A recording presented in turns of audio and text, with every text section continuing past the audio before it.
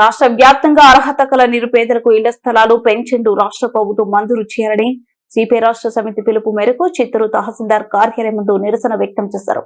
ఈ సందర్భంగా సిపిఐ రాష్ట్ర కార్యవర్గ సభ్యులు ఏ రామానాయుడు మాట్లాడుతూ చిత్తూరు జిల్లాలో తల దాచుకోవడానికి ఇంటి స్థలం లేక ఒకే ఇంట్లో 2-3 కాపురాలు ఉంటున్నారని వాపోయారు. అర్హత కలిగిన నిరుపేదలకు ఇళ్ల స్థలాలు లేక వేలాది మంది ఉన్నారని సంబంధిత అధికారులకు ఆర్జీలు పెట్టుకున్న వారికి పార్టీలకు అతీతంగా కుల మతాలకు అతీతంగా రాష్ట్ర ప్రభుత్వం మంజూరు చేయాలని అర్హత గల వారికి పెన్షన్ మంజూరు చేయాలన్నారు.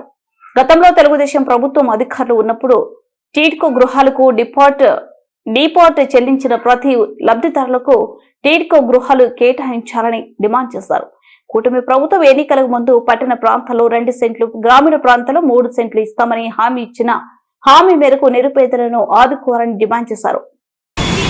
భారత కమ్యూనిస్ట్ పార్టీ నాయకత్వంలో ఈ రాష్ట్రంలో నిరుపేదలైనటువంటి ఇళ్ల స్థలాలు లేకుండా ఎవరైతే ఉన్నారో వారినందరినీ సమీకరించి స్వచ్ఛందంగా అర్జీలిస్తూ ఈ నెల 24వ తారీఖున అన్ని తహసీల్దార్ కార్యాలయం ముందు ధర్నా కార్యక్రమాలు పెట్టుకోవడం జరిగింది.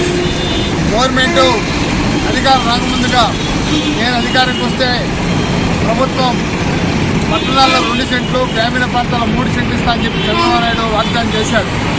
60 సంవత్సరాలు పైబడిన వారికి ఎవరికైనా సరే అర్హులైన వారికి అందరూ కూడా పెన్షన్ ఇస్తాను, వికలాంగులకి పెన్షన్ ఇస్తానని చెప్పడం జరిగింది. ఇతరులకు పెన్షన్ అని చెప్పారు. కానీ ఇంతవరకు 2 సంవత్సరాలు పూర్తవుతా ఉన్నా ఏ ప్రాంతంలో కూడా అర్బన్లో కానీ రూరల్లో కానీ ఎక్కడ కూడా ఒక ఇంటి స్థలం ఇవ్వలేదు, ఒక పెన్షన్ కూడా ఇవ్వలేదు.